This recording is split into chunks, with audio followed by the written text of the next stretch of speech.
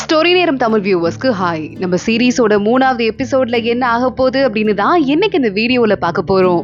மந்திர பாத்திரத்தை எடுத்துட்டு வாங்கன்னு லாஸ்ட் எபிசோட்ல சொன்னதும் நீஹ்வா ஷாக் ஆயிருந்தா. அதோட தான் லாஸ்ட் எபிசோட் முடிஞ்சது. இந்த எபிசோட்ல பையனை பார்த்து மந்திர பாத்திரத்தை எடுத்துட்டு வந்துட்டா என்ன முழுசா அழிச்சிடலாம், ஏழையில உலகத்திலேயே நான் இருக்கவே கூடாது அப்படிங்கிறதுக்காக தான் அந்த மாதிரி பண்ணியா அப்படின்னு கேட்க, இல்ல இல்ல அப்படி கிடையாது அப்படின்னு பையன் கத்த ஆரம்பிக்கிறான்.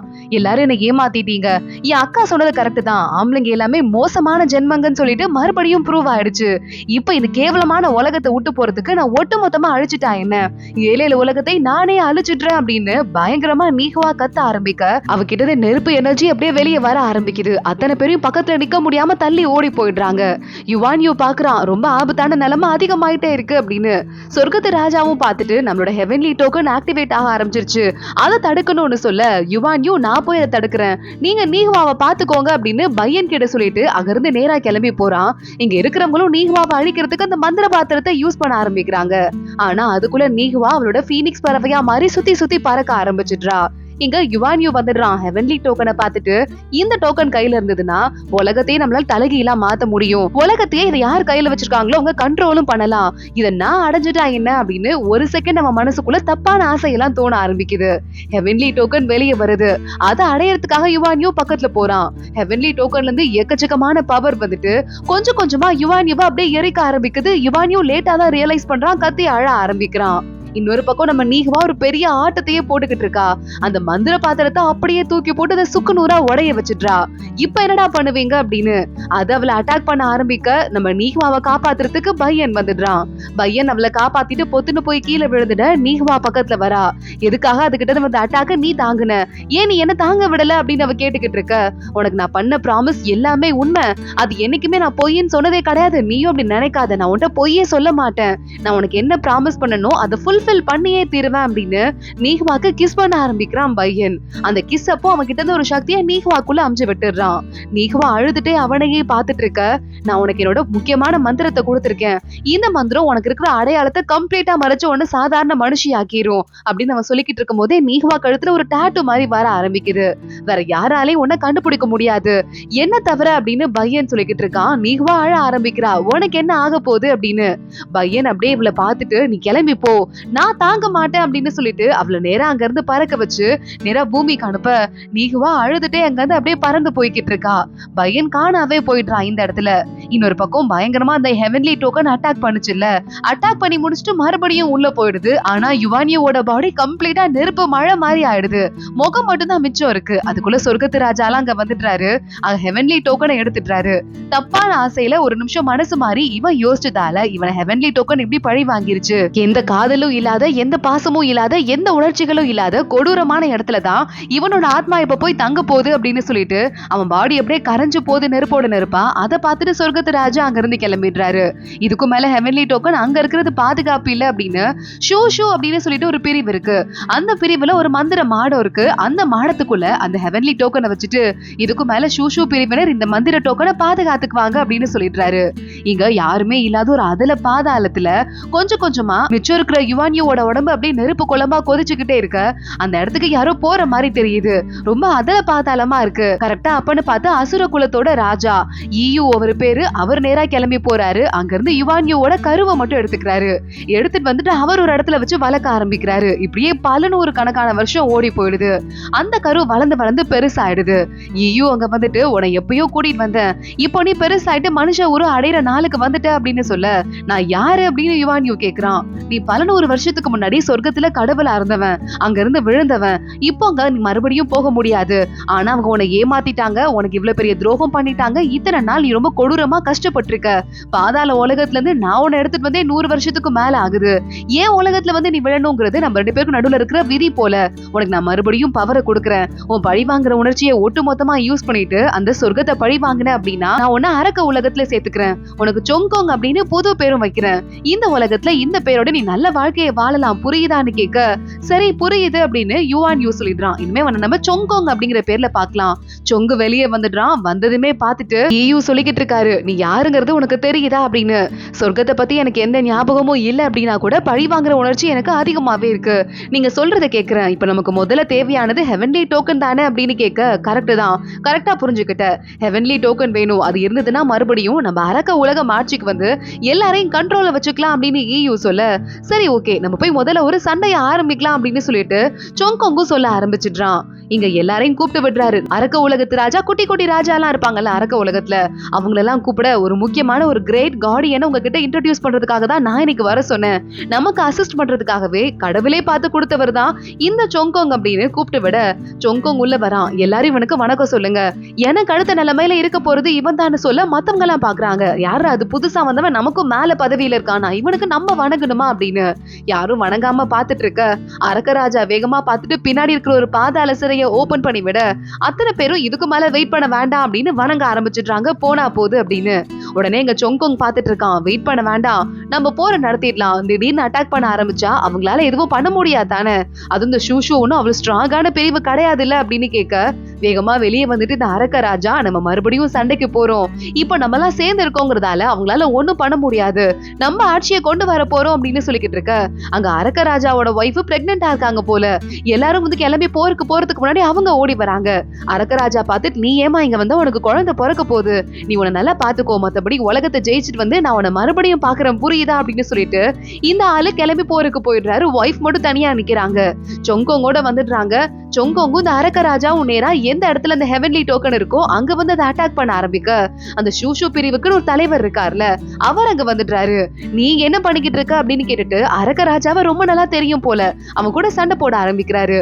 அரக்கராஜா சொங்கோங்க பார்த்து, இவரை நான் பாத்துக்கிறேன், நீ நேரா கிளம்பி ஹெவன்லி டோக்கன் எடு அப்படின்னு சொல்லிட்டு அனுப்பிச்சு விட, அவனும் அடுத்த டேபிள்ல இருக்க ஹெவன்லி டோக்கன் எடுக்கிறதுக்கு போய்கிட்டு இருக்கான்.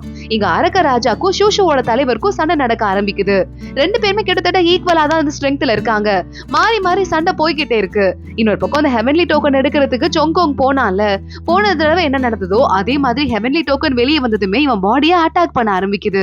இங்க இன்னொரு பக்கம் மலையோரத்துல புருஷன் எப்ப வருவான் அப்படின்னு வெயிட் பண்ணி பார்த்துட்டு அரக்கராஜாவோட ஒய்ஃப் பிரசவ வலி தாங்காம அப்படியே விழுந்து துடிக்க ஆரம்பிக்கிறா. இங்க சொங்கோங்க அந்த டோக்கன் அடையறதுக்கு பாடுபட்டு இருக்கான். ஆனா அவன் உடம்புல இருந்து எனர்ஜி எல்லாம் வெளியே போற மாதிரி அவனுக்கு ஃபீல் ஆயிட்டு இருக்கு. கரெக்டா அந்த இடமே பிரளயம் நடக்கிற மாதிரி இருக்கு. அரக்கராஜாக்கு ரொம்ப உடம்பு முடியாம போயிட்டு இருக்கு. இத பார்த்துட்டு கரெக்டா நம்ம அந்த ஷூவோட தலைவர் இருக்கார்ல, ஒரு முடிவுக்கு வராரு. முடிவுக்கு வந்துட்டு அவரோட ஒட்டுமொத்த எனர்ஜியை ஒன்னா கொடுக்க, அரக்கராஜாட்ட ஒரு டோக்கன் இருக்கு, ஹெவன்லி டோக்கன் மாதிரி, இது அரக்க உலகத்தோட டோக்கன். அது வெடிச்சு சதறிடுது. அரக்கராஜாக்கு உடம்பு ரொம்ப வீக் ஆயிடுது. நேரா ஷூவோட தலைவர் மறுபடியும் ஹெவன்லி டோக்கன் இருக்கிற இடத்துக்கு போயிட்டு வெளியே வந்து அந்த டோக்கனை மறுபடியும் உள்ள மறைச்சு வச்சுட்டு, என்னால முடிஞ்ச வரைய நான் ஹெல்ப் பண்ணி காப்பாத்திட்டேன் அப்படின்னு பொத்துன்னு மயங்கி கீழே விழுந்துடுறாரு. இங்க அரக்கராஜா மறுபடியும் போக சொங்கம் எடுக்க முடியாம அவனும் பக்கத்துல போய் நின்னுட்டு இருக்கான். அரக்கராஜா பாக்குறாரு, உடம்புக்குள்ள அவருக்கு எனர்ஜியே இல்ல, அது அவருக்கே நல்லா தெரியுது. அவரோட உடம்புக்குள்ள இதயத்தை அப்படியே எடுத்துட்டு அதை சொங்கோங்க கிட்ட அமிச்சிட்டு, இதுக்கு மேல அரக்க உலகத்துக்கு இவன் தான் தலைவனா இருக்க போறான், எனக்கு செலுத்தின எல்லா மரியாதையும் அவனுக்கு செலுத்துங்க, ஒரு நாள் இல்ல ஒரு நாள் நம்ம கண்டிப்பா வந்து அரக்க உலகம் இருக்கே, அது இந்த உலகத்துக்கே 7 உலகத்தையும் ஆட்சி பண்ணும் அப்படின்னு சொல்லிட்டு அப்படியே காத்தோட காத்தா மறைஞ்சு போயிட, மத்தவங்க எல்லாம் அழ ஆரம்பிக்கிறாங்க. வாங்க போலாம் அப்படின்னு இவங்களை கூட்டிட்டு சொங்கோங்க அங்க இருந்து கிளம்பி போயிடுறான். இன்னொரு பக்கம் அரக்க ராஜாவோட ஒய்ஃப்க்கு குழந்தை பிறந்துருது. அந்த லேடி அப்படியே மயங்கி பக்கத்துல விழுந்து கிடக்குறாங்க. கொஞ்ச நேரத்துக்கு அப்புறமா அந்த லேடி வந்து படுத்துட்டு தான் இருக்காங்க. ஆனா பக்கத்துல இருந்த குழந்தைய காணா. ரொம்ப வருஷம் அப்படியே ஓடி போயிடுது. இங்க ஒரு மலையோட உச்சிக்கு ஒரு குட்டி பொண்ணு ஏறி வந்துட்டு இருக்கா. அப்பாடா ஏறி இங்க வரைய வந்தாச்சு அப்படின்னு அவ நிம்மதியா பாத்துட்டு இருக்கா. அவ பேரு ஃபெங்லியா. இவ்வளவு தூரம் வந்துட்டோம், மலை உச்சிக்கு எப்படி போறதுன்னு தெரியலையேன்னு அங்க ஒரு ஆசிரமம் மாதிரி இருக்கு. நேரா உள்ள வர ஒரு பையன் உட்காந்து தவம் பண்ணிக்கிட்டு இருக்கான். அந்த பையன்ட்டு போயிட்டு, ஃபெங்லி டேய் இதுக்கு மேல மலை உச்சிக்கு எப்படி போறதுன்னு தெரியுமாடா, எனக்கு ஹெல்ப் பண்றியான்னு கேட்க, அந்த பையன் பதிலே சொல்லல. அவனை அட்டாக் பண்ற மாதிரி கையில இருக்கிற இரும்பு சாட்டையை அடிக்க ஆரம்பிக்க, அதுக்குள்ள அந்த பையன் மந்திர சக்தியை போட்டு விடுறான். ஏதோ ஒரு வால் இவ்வளவு அட்டாக் பண்ற மாதிரி வந்துட்டு இருக்கு. ஃபெங்லி உடனே பயந்துட்டு ஓடி போயிடுறா. கரெக்டா கொஞ்ச நேரத்துக்கு அப்புறமா இவ இன்னும் கொஞ்சம் சேட்டை பண்ண ஆரம்பிக்க அந்த பையனே ஏஞ்சி வந்துடுறான். 3 மணி வரையும் எங்க மாஸ்டர் எனக்கு பிராக்டிஸ் பண்ணணும்னு சொன்னாரு, அதனாலதான் நீ கேட்ட கேள்விக்கு பதில் சொல்லல, அதுக்காக அட்டாக் பண்ண வருவியா அப்படின்னு சொல்லிட்டு அந்த பையன் கேட்க, ஃபெங்லி பாக்குறா, சாரிடா டிஸ்டர்ப் பண்ணதுக்கு, ரொம்ப ஏன் இவ்வளவு தூரம் சீரியஸா இருக்க, ஏன் நீ வந்துட்டு 3 மணிக்கு முன்னாடியே உன் கிளாஸ் முடிச்சுட்டா உங்க மாஸ்டர் உன்னை பயங்கரமா திட்டுவாரா அப்படின்னு அவ கேட்க, என் மாஸ்டர் என்னது வரைய திட்டதே இல்ல, ஏன்னா அவர் பேச்ச அது வரைய மீறினதே கிடையாது அப்படின்னு அந்த பையன் சொல்லிக்கிட்டு இருக்கான். இல்ல எங்க அப்பா மலையுச்சியில சண்டை போட்டுட்டு இருக்காரு, அவரை பாக்குறதுக்கு தான் நான் போகணும் அப்படின்னு ஃபெங்லி சொல்ல, என் மாஸ்டர் கூட மலையுச்சியில தான் சண்டை போட்டுட்டு இருக்காரு, ஒருவேளை என் அப்பாவும் மாஸ்டரும் தான் சண்டை போடுறாங்களோ அப்படின்னு ஃபெங்லி கேட்க ஆரம்பிக்கிறா. அந்த பையனோட மாஸ்டர் வேற யாருமே இல்ல, ஷூஷுவோட தலைவர் தான் நிக்கிறாரு. ஃபெங்லியோட அப்பா ஃபெங் மாஸ்டர் அப்படின்னு ஒருத்தர் இருக்காரு. அந்த ஃபெங் மாஸ்டர் ஷூஷுவை பார்த்து சொல்லிட்டு இருக்காரு, நீயும் நானும் ஒரே மாஸ்டர்ட்ட தான் பிராக்டிஸ் எடுத்துட்டு இருந்தோம். ஆனா அவர் என்ன பண்ணாரு, நான் தான் அவனோட ஸ்டேபிளா வந்துட்டு பயங்கர திறமையா இருக்கிறவன் தெரிஞ்சு கூட உனக்கு தலைவன் பதவியை கொடுத்துட்டு நான் உனக்கு அசிஸ்ட் பண்ணுன்னு சொல்லிட்டு செத்து போயிட்டாரு. இப்ப நான் உன தோக்கடிக்க போறத அவர் சொர்க்கத்துல இருந்து பார்த்தா கூட நல்லா வருத்தப்படுவாரு, என்ன போய் செலக்ட் பண்ணாம விட்டோமே நினைப்பாரு அப்படின்னு ஃபெங் மாஸ்டர் சொல்ல, உடனே அதுக்கு ஷூஷு சொல்லிக்கிட்டு இருக்காரு, நீ தப்பான வழியில போன அப்படிங்கிறதுக்காக தான் மாஸ்டர் என்கிட்ட பதவியை கொடுத்தாரே தவிர உனக்கு எந்த திறமைக்கு குறைச்சலும் இல்லைன்னு அவர் என்னைக்குமே சொன்னதே கிடையாது. நீ நல்ல திறமைக்காரன் தான், ஆனா போன பாதை சரி கிடையாதுன்னு 2 பேரும் அடிச்சுக்க ஆரம்பிக்கிறாங்க. இங்க இந்த பொண்ணு உட்காந்துட்டு இருக்கா ஃபெங்லி, எல்லா விஷயத்தையுமே இந்த பையன் கிட்ட சொல்லிட்டு, ப்ளீஸ் நம்ம போய் மலை உச்சிக்கு போய் நடக்கிற சண்டையை பார்க்கலாமா அப்படின்னு அவ கேட்க, இல்ல இந்த இடத்த விட்டு நான் வெளியே வரக்கூடாதுன்னு மாஸ்டர் சொல்லியிருக்காருன்னு அந்த பையன் ரொம்ப ஸ்ட்ராங்கா சொல்லிடுறான். ஃபெங்லி பாக்குறா, சரி ஓகே நீ இங்கே இரு, நான் கிளம்புறேன்னு சொல்ல, போகாது அப்படின்னு அந்த பையன் சொல்லிக்கிட்டு இருக்கான். மாஸ்டர் சொன்னது ஞாபகத்துக்கு வருது, உனக்கு மிகப்பெரிய அழிவு சக்தி ஒண்ணு உன் பக்கத்துல வந்துட்டு இருக்கு, நான் சொல்றதை கேட்டு இந்த இடத்த விட்டு நீ வெளியே போகாம டெய்லி பிராக்டிஸ் பண்ணனா அந்த சக்தியில இருந்து உன்னை காப்பாத்திக்கலாம், வெளியே போக கூடாது புரியுதா அப்படின்னு சொல்லியிருக்காரு. அதனாலதான் அந்த பையன் உள்ளேயே இருந்துட்டு இருக்கான். ஃபெங்லி பாக்குறா, அடுத்து மறுபடியும் சாட்டைய மலையுச்சிக்கு அடுத்தடுத்து தூக்கி போட்டு மலையுச்சிக்கு போற வழியை பார்த்துட்டு இருக்கா. ஆனா அங்க ஒரு பறவையோட கூடு ஒண்ணு இருக்கு, அதை காப்பாத்துறேன் அப்படின்னு ஃபெங்லி ஜஸ்ட் அதை காப்பாத்த ட்ரை பண்ண, அவ்வளவுதான் அவளுக்கு கை ஸ்லிப் ஆயிடுது, பொத்துன்னு கீழே விழ ஆரம்பிச்சிடுறா. அவளை அந்த இடத்துக்கு காப்பாத்துறதுக்காக அது வரைய வெளியவே வராம அந்த பையன் இருக்கானே அவனோட ஆசிரமத்தை விட்டு வெளியே வந்துடுறான். இவளையும் காப்பாத்த ஆரம்பிக்கிறான். ஒரு வழியா காப்பாத்தி முடிக்கும் போதே, டேய் என் கையை தொட்டு உனக்கு ஒண்ணும் ஆகலையா, உனக்கு குளிர்லையா அப்படின்னு ஃபெங்லி கேக்குறா.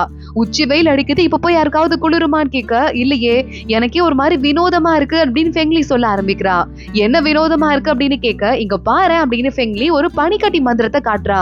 இதுவா, இது பக்கத்துல தான் ரொம்ப குளிரும், இது எதுக்கு நீ வச்சிட்டு இருக்க, இத பத்தி நான் படிச்சிருக்கேன், ரொம்ப ரேர் ஆனது அப்படின்னு அந்த பையன் சொல்ல, நான் பிறக்கும் போது ஏதோ ஒரு ஸ்பெஷல் பவரோட பிறந்திருக்கேன் போல, ரொம்ப நான் பக்கத்துல வந்தாலே குளிரும், யாராவது என்ன தொட்டாலே உங்களுக்கு ஐஸ் கட்டியை தொட்ட மாதிரி உறைஞ்சு போயிருவாங்க, அதனால எங்க அப்பா டாக்டர் எல்லாம் தேடி கண்டுபிடிச்சு இந்த மருந்தை கொண்டு வந்து என்கிட்ட கொடுத்தாரு, இந்த பொக்கிஷம் அப்பையில இருந்து என்கிட்ட தான் இருக்கு, நான் மத்த பொருள் கிட்ட எல்லாம் அப்ரோச் பண்ணலாம், ஆனா என் மேல யாராவது சாதாரண மனுஷங்களோட கை பட்டுச்சுன்னா அவங்களுக்கு பயங்கரமா குளிர ஆரம்பிச்சிரும், உனக்கு குளிரலையான்னு கேட்டுட்டு ஃபெங்லி மறுபடியும் அவன் கையை போய் பிடிக்கிறா.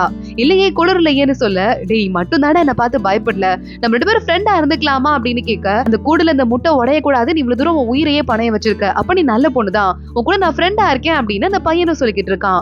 உன் பேர் என்ன அப்படின்னு ஃபெங்லி கேட்க, என் பேரு மோஷி அப்படின்னு சொல்லிட்டு அந்த பையன் சொல்ல, அப்ப சரி இனிமே நம்ம 2 பேரும் ஃப்ரெண்டு, இதுக்கு மேல மலைக்கு போலாமா அப்படின்னு ஃபெங்லி கேட்டுக்கிட்டு இருக்கா. அதோட தான் இன்னைக்கு எபிசோட் முடியுது. அடுத்தடுத்து என்ன ஆக போகுது தொடர்ந்து பார்க்கலாம். இந்த வீடியோவை லைக் பண்ணிக்கோங்க, மறக்காம நம்ம சேனலுக்கு சப்ஸ்கிரைப் பண்ணிட்டு பெல் ஐகானையும் கிளிக் பண்ணிக்கோங்க. அடுத்த வீடியோல பார்க்கலாம். அது வரைய பாய்.